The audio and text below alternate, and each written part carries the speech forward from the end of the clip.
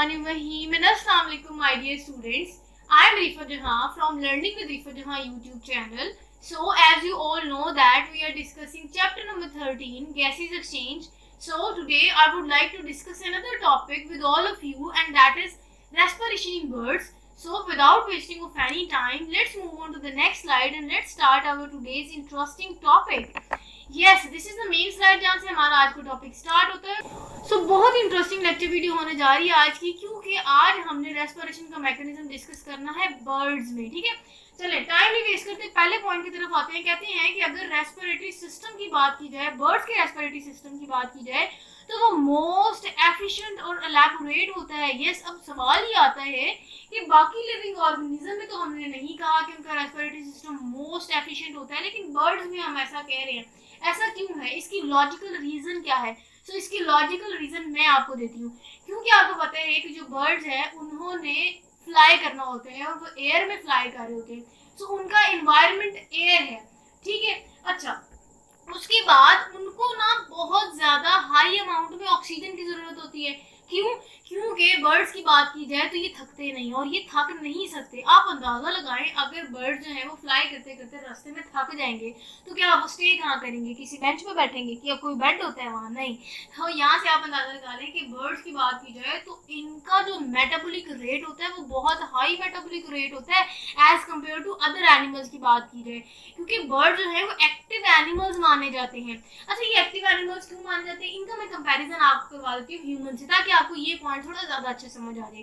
ऐसा है कि अगर हम ह्यूमंस की बात करें ना, तो ह्यूमंस में ऑक्सीजन लेवल जैसे ही लो होता है ना, तो लैक्टिक एसिड की प्रोडक्शन होती है बॉडी में। जैसे लैक्टिक एसिड की प्रोडक्शन होती है ना बॉडी में, तो बॉडी जो है ना वो थकावट फील करती है। थकावट का मतलब होता है कि जिसम टूट का शिकार होता है, ऐसा लगता है कि जैसे थके थके फील होते हैं। ठीक है, ये ह्यूमंस की बात करें, क्योंकि ह्यूमंस में ऑक्सीजन लेवल कम होता है।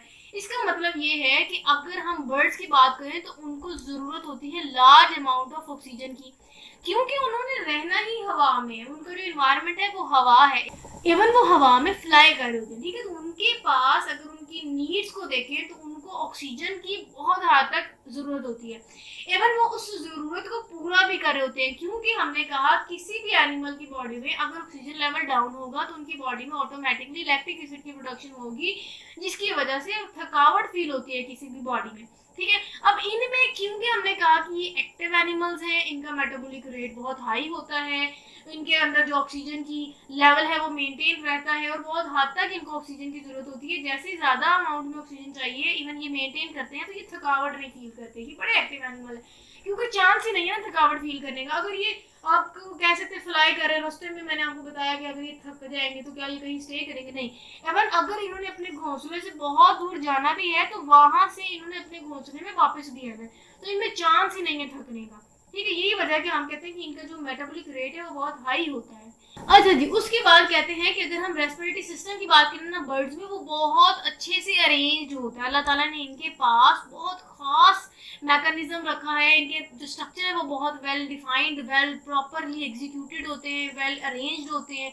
ठीक है, उसके बाद कहते हैं कि अगर हम इनकी बात करें ना, इनमें एक स्पेशलिटी होती है इनके रेस्पिरेटरी सिस्टम की, वो ये कि अगर इनमें एयर फ्लो की बात करें ना, तो इनका एयर फ्लो जो है ना वो ओनली इन वन डायरेक्शन होती है। अब सवाल आता है कि वन डायरेक्शन एयर फ्लो क्या मतलब ये है कि अगर हम इनके लंग्स की बात करें ना, तो इनके लंग्स में ना रिन्यूड होती है आफ्टर इंस्पायरेशन। इसका मतलब है कि इनके लंग्स में पुरानी एयर नहीं स्टोर होती।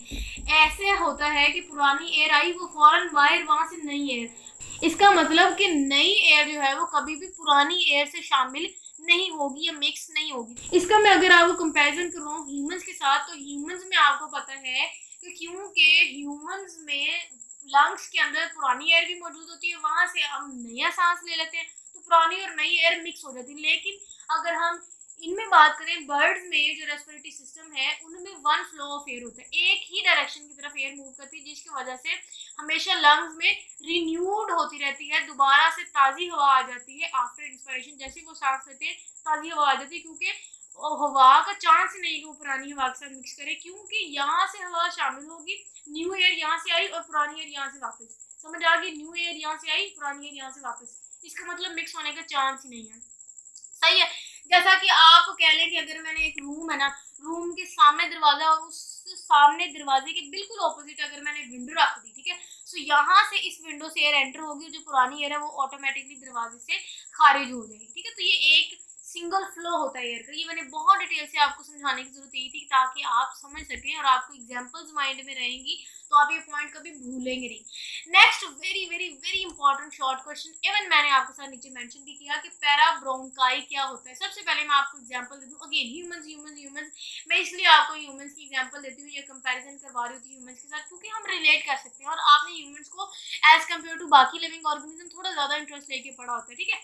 अच्छा खैर, अगर हम ह्यूमंस की बात करें तो उनके लंग्स में आपको पता है कि एयर सैक्स होती हैं, ठीक है, उनको हम एल्वुलाई बोलते हैं। लेकिन अगर बर्ड्स के लंग्स की बात करें तो उनमें भी सरफेस एरिया को बढ़ाने के लिए कोई टीनी स्ट्रक्चर मौजूद होता है। टीनी स्ट्रक्चर मतलब टीनी थिन वॉल्ड डक्ट्स मौजूद होती हैं और उन टीनी थिन वॉल्ड डक्ट्स को एल्वुलाई की तरह एक स्ट्रक्चर रखने वाली डक्ट्स को हम पैराब्रोंकाई बोलते हैं। और वो जो पैराब्रोंकाई है उनकी दो ओपनिंग होती हैं, वो बोथ साइड से ओपन होती हैं। इसका मतलब पुरानी एयर एक जगह से आई और जो नई एयर है वो दूसरी जगह से आती है, ठीक हो गया। अच्छा जी, इसका मतलब जो एयर है वो कॉन्टिन्यूसली बहुत ही स्पीड से और आप कह सकते हैं मुसलसल जो है वो वेंटिलेटेड होती है इनकी बॉडी, क्योंकि बार बार पूरी के पूरा टाइम ये रेस्पायर कर रहे होते हैं, उनमें कोई स्टॉप नहीं होता, कोई रुकावट नहीं आती, ठीक है। अच्छा जी, अब कहते हैं कि अगर हम पैराब्रोंकाई की वॉल्स की बात करें, पैराब्रोंकाई की जो वॉल्स होती है वो चीफ साइट्स होती है फॉर गैसेज एक्सचेंज, क्योंकि पैराब्रोंकाई की जो दीवारें हैं वहाँ बेसिकली गैसेज एक्सचेंज होना होता है। और वो पैराब्रोंकाई जो है वो आपको पता है ये थिन वॉल डक्ट्स हैं जो कि लंग्स को ही एग्जीक्यूट कर रही होती है, ठीक है। तो इनडायरेक्टली लंग्स ही गैसेज एक्सचेंज हो रही होती है बर्ड्स में। अच्छा जी, उसके बाद ना नेक्स्ट हमने एक बहुत इंपॉर्टेंट कॉन्सेप्ट डिस्कस करना है, that is counter current exchange. ये भी अगेन बहुत इंपॉर्टेंट शॉर्ट क्वेश्चन है।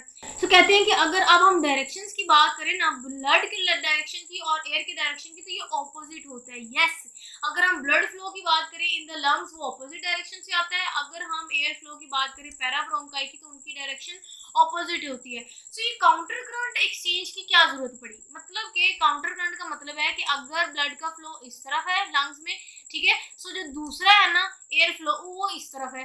काउंटर करंट का मतलब ये होता है कि ऑपोजिट डायरेक्शन में मूवमेंट, ठीक है, ब्लड इस तरफ मूव कर रहा है, एयर इस तरफ मूव कर रही। तो ये काउंटर करंट एक्सचेंज की क्यों जरूरत होती है, इस तरह का स्पेशल मैकेनिज्म इनमें ही क्यों होता है, वो इसलिए क्योंकि जो काउंटर करंट एक्सचेंज होता है वो इंक्रीज कर देता है अमाउंट ऑफ ऑक्सीजन। जल्दी जल्दी आप ना वो कहें ना रास्ते में डिस्टर्बेंस नहीं होती, ये सीधा सीधा फ्लो हो रहा है, ठीक है। यहाँ से इनको फॉरन एयर मिल रही होती है और एयर से इनको फॉरन ऑक्सीजन की जरूरत होती है, तो वो ऑक्सीजन ले रही होती है। यही वजह है कि ये जो है ना वो ब्लड में हाई अमाउंट ऑफ ऑक्सीजन को मेंटेन कर रहे होते हैं और जहां जहां ब्लड जाता है वहां वहां जो है वो एयर से ऑक्सीजन को ट्रांसफर करवाता जाता है। अच्छा, अब यहाँ आप ना जरा डिटेल स्ट्रक्चर समझे बर्ड का, वो ये है कि ये ट्रैकिया है, ये क्या है, ये ट्रैकिया है। उसके बाद हमें ज्यादा डिटेल में जाने की जरूरत नहीं, ये दो लंग्स हैं और लंग्स के फौरन बाद ना ये एयर सैक्स हैं। क्या है, एयर सैक्स। अब आपने ना ये तीन स्ट्रक्चर समझने, ये तीन स्ट्रक्चर से मैं आपको फ्लो समझाने जा रही हूँ कि इंस्पायरेशन के टाइम पे एयर कहाँ कहाँ से या किन किन स्ट्रक्चर से मूव करती है, जो जो रेस्पिरेटरी सिस्टम है वो किन किन आप कह सकते हैं ऑर्गन्स पे एग्जीक्यूट होता है, किन किन ऑर्गन्स पे जो है वो मुश्तमिल होता है जो कि रेस्पिरेशन का प्रोसेस कर रहे होते हैं। समझ आ गई। तो उसके लिए ना आपको एक पॉइंट समझना पड़ेगा, आपने ना वो पॉइंट नोट डाउन कर लेना। वो ये है कि तो सबसे पहले एयर ने ट्रैकिया की तरफ आना होता है, ट्रैकिया से उस एयर ने मूव करना होता है इन एयर सैक्स की तरफ। अब अगर हम एयर सैक्स की बात करें ना तो ये 6 होती हैं एयर सैक्स, मोस्टली बर्ड्स में 6 एयर सैक्स होती हैं। ये नंबर अगेन बहुत इंपॉर्टेंट एमसीक्यूज है। उसके बाद कहते हैं कि अगर हम इन एयर सैक्स की बात करें तो ये लंग्स की ही आगे आप कह सकते हैं फैली हुई फॉर्म होती है, ठीक है, उसी का ही एक एक्सटेंडेड पोर्शन होता है, ठीक है। तो नेक्स्ट हम पॉइंट डिस्कस करते हैं। कहते हैं कि अगर हम बर्ड्स के लंग्स की बात करें ना, इनकी एक और खसूसियत होती है, मैंने आपको बता दिया कि उनमें स्टेल एयर जो है, ये स्टेल एयर है, इसका मतलब पुरानी जो एयर है वो कभी भी मिक्स नहीं होती, ठीक है। यही इनकी एक आप कह सकते हैं खासियत होती है कि लंग्स के अंदर स्पेसिफिकली जो एयर डक्ट्स मौजूद हैं, छोटी छोटी हवाई थैलियां मौजूद हैं या एयर सैक्स मौजूद हैं, उनको पैराब्रोंकाई कहते हैं। तो कहते हैं कि बर्ड्स के लंग्स की एक खास बात ये है कि उनमें कभी भी पुरानी एयर के साथ नई एयर मिक्स नहीं होती, एक बात ये बता दी। उसके बाद कहते हैं कि अगर हम एयर सैक्स की बात करें, जो मैंने कहा कि 6 होती हैं, वो जो है वो बेसिकली लंग्स की ही एक्सटेंशन होती हैं, ये एक्सटेंडेड फॉर्म होती है। एक पॉइंट ये आ गया।